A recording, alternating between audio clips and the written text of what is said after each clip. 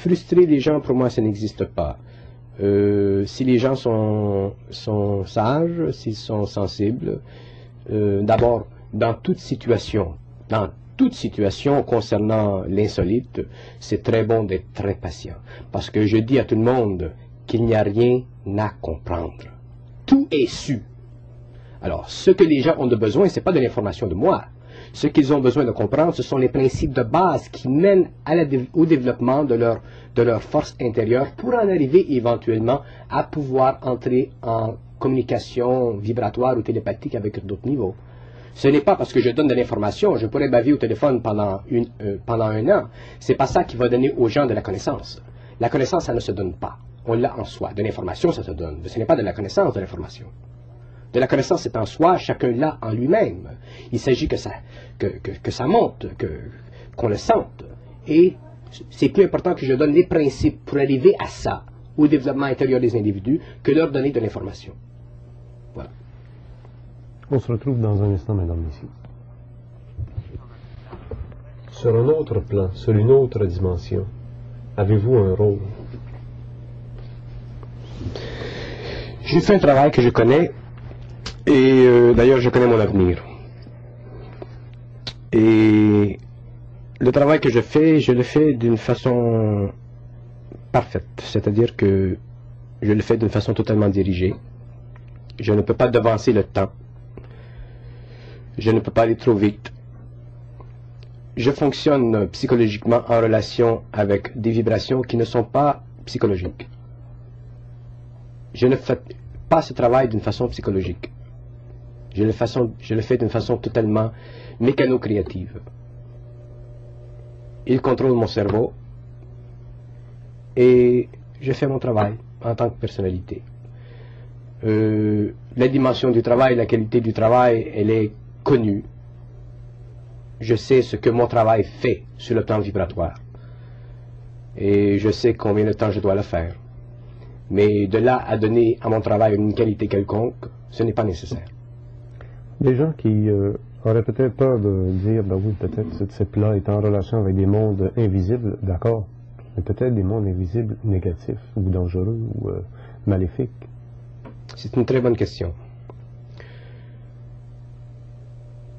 Un type qui rencontre, disons, une autre personne comme moi-même, doit faire une chose au début, c'est ne pas la croire. Parce que si on croit une personne, automatiquement on devient esclave de cette personne-là, à un niveau quelconque. On peut écouter une personne. Alors la différence entre croire une personne et écouter une personne, c'est comme blanc et noir.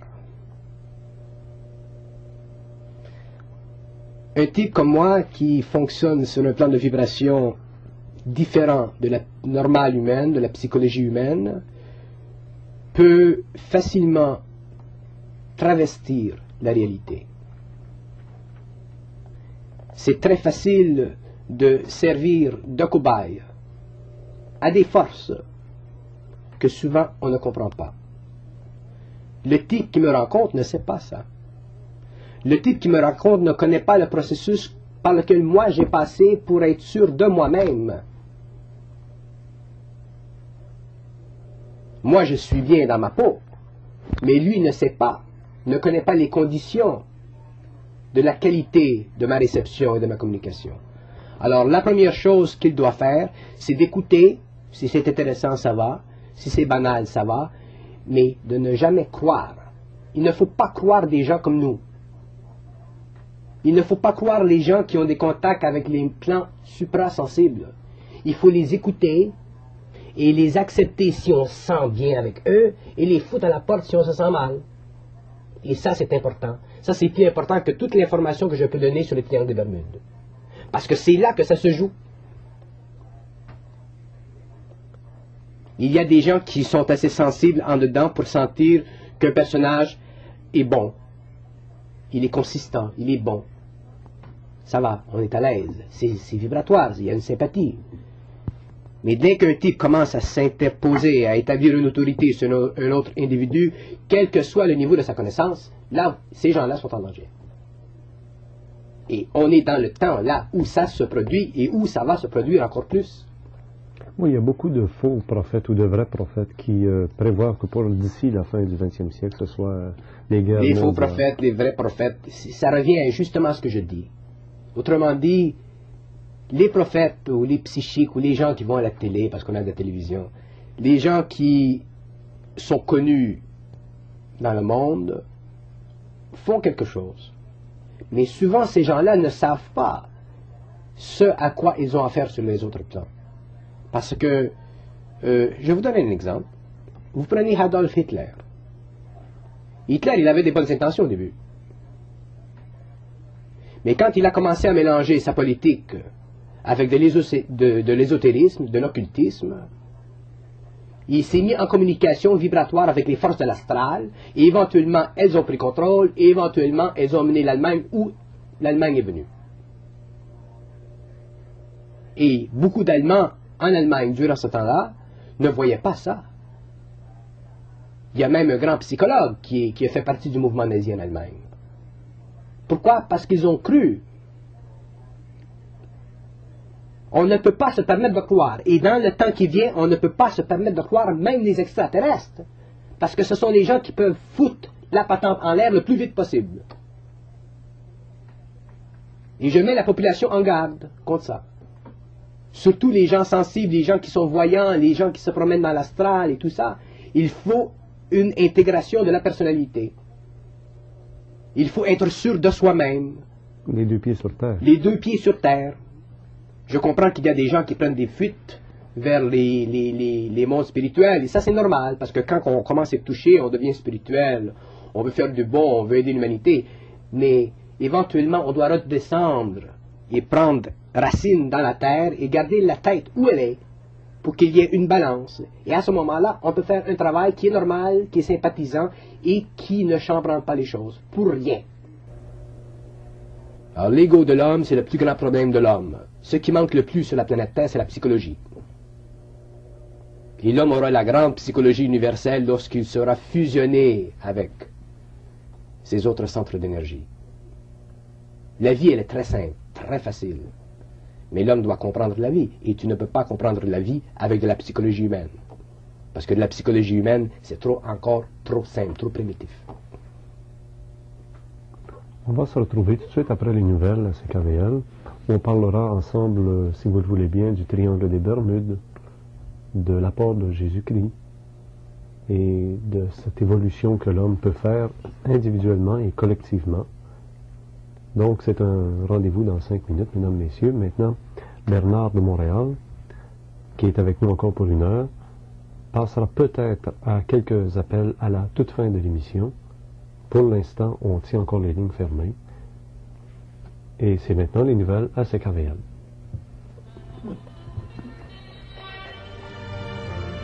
Oui, bonjour, chers amis. Nous sommes dans la même émission depuis 1 heure déjà avec un invité un peu spécial qui se nomme Bernard de Montréal.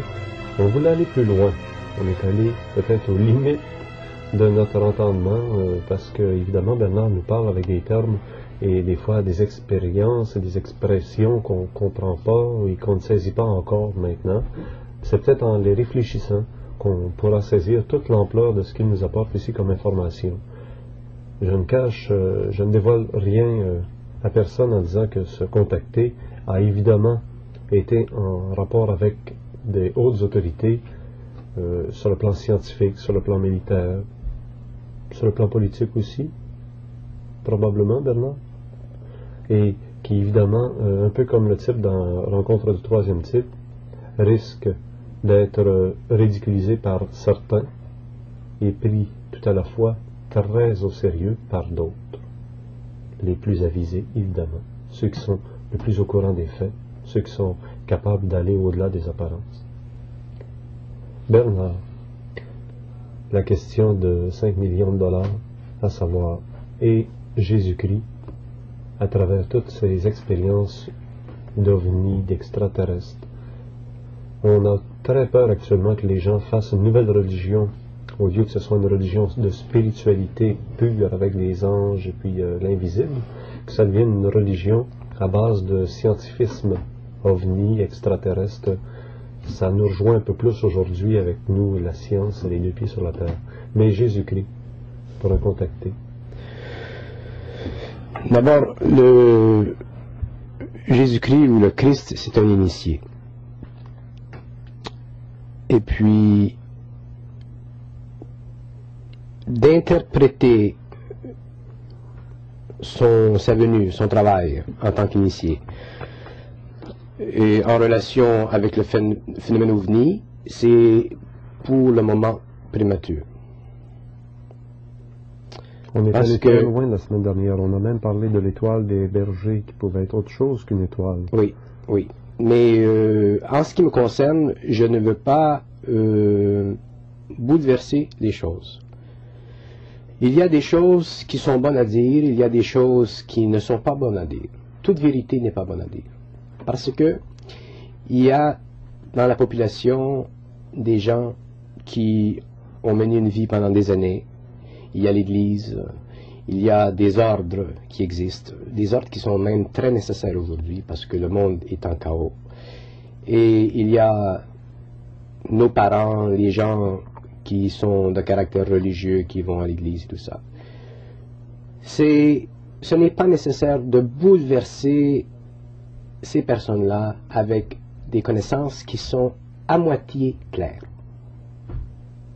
Ceux qui connaissent les aspects cachés du Nazaréen ne peuvent pas en parler. Parce que les aspects cachés du Nazaréen sont des aspects qui doivent demeurer cachés, et l'homme connaîtra ces aspects-là lorsqu'il aura contact avec l'éthérique. On sait que Jésus-Christ est passé en Égypte, lors de la fuite en Égypte. On sait que Jésus-Christ a eu une vie cachée pendant un certain temps. On sait qu'il est allé 40 jours dans un endroit désert. Ce qu'on sait, ce qui est écrit, si c'est vérifié, qu'on s'en serve pour sa propre éducation. Moi, je ne veux pas en parler. En public. Les raisons sont très simples. Il ne s'agit pas de mélanger la religion avec les ovnis. Il s'agit de faire comprendre aux gens le phénomène ovni. Alors, ma position, c'est de laisser la religion intacte au niveau public, au niveau diffusion publique. Il y a des gens qui peuvent s'occuper de ces questions-là, qui peuvent faire de la recherche ou quoi que ce soit. Et de jeter de la lumière sur le phénomène OVNI. Lorsque les gens auront, par expérience, établi des rapports de plus en plus précis, des rapports de plus en plus occultes, des rapports de plus en plus transcendantaux, ils font eux-mêmes leur propre compréhension. Mais je ne veux pas, moi, servir de guide et de lumière dans cette direction. Bon. Dans cette même veine de pensée, j'avertis surtout les gens qui s'occupent d'ésotérisme, qui vont dans ce qu'on appelle les plans astraux, les gens qui font des voyages, que l'univers est divisé en 3 champs de force. Il y a ce qu'on appelle l'univers de l'esprit pur, il y a l'univers astral et il y a l'univers éthérique. Dans la condition présente de l'humanité, ce qui empêche le contact de l'univers le plus bas avec l'univers le plus haut, c'est la couche astrale. La couche astrale, elle est créée par l'émotionnalité, la subjectivité humaine. Et elle est très dense présentement, même pour les gens qui peuvent aller dans ces mondes, ils le savent. Maintenant, il y a des intelligences qui se servent de ces énergies-là pour projeter dans notre espace-temps des soucoupes volantes, des ovnis. Ces ovnis ne sont pas réels. Ces ovnis peuvent être photographiés, mais elles ne sont pas réelles. Ce sont des projections mentales. Et ce sont ces entités, ces civilisations retardataires dont je parlais au début, qui sèment de la confusion dans l'esprit humain. Et les hommes connaîtront d'ici à la fin du siècle un fait. Je dis les hommes, je parle des gens qui sont un peu plus avisés, que nous sommes dans une période où il y a un combat pour la planète Terre. Et ce combat est au niveau de l'esprit humain. Et c'est un combat à mort. C'est un combat à la finale. C'est un combat pour la libération de l'homme ou la subjugation totale de l'homme. Il y aura des forces qui prendront contrôle.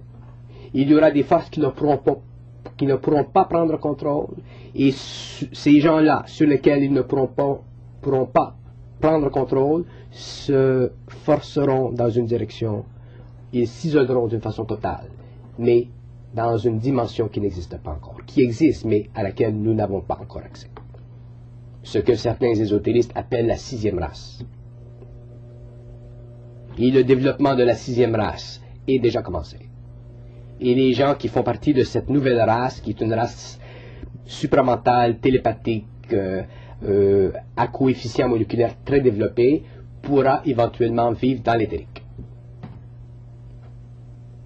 Ce combat se joue entre qui et qui actuellement? Ce combat se joue entre les forces de différents astros. Il y a plusieurs astros. Il y a l'astral nord, il y a l'astral sud, il y a l'astral ouest, il y a l'astral est. Ces différentes zones de temps astrales sont contrôlées par des forces plus ou moins intelligentes. Les forces très intelligentes ne participent pas à l'astral. Ils sont au-delà de l'astral. Mais il y a des forces plus ou moins intelligentes qui contrôlent, qui sont en combat constamment pour cet astral-là, et la planète Terre fait partie de l'astral ouest. Et l'astral ouest, présentement, est en conflit constant, et l'homme, éventuellement, en subira les conséquences. Parce que ce qui est produit dans l'astral au niveau émotivité humaine doit retomber éventuellement dans l'expérience de l'homme. C'est pour ça que l'homme doit souffrir avant le passage de l'autre côté. D'ailleurs, dans la révélation de Saint Jean, c'est mentionné. Ceux qui ont des yeux pour voir et des oreilles pour comprendre ou pour entendre verront très bien que dans la révélation de Jean, parce qu'oubliez pas que les prophètes de l'ancien temps étaient des psychiques. C'était des gens de haute sensibilité. C'était des gens qui avaient contact avec des forces très évoluées, qui leur donnaient de l'information. Mais naturellement, ils écrivaient ça dans des termes, dans une symbologie de leur temps. Aujourd'hui, ça nous apparaît comme quétaine, mais c'est très précis. Très précis.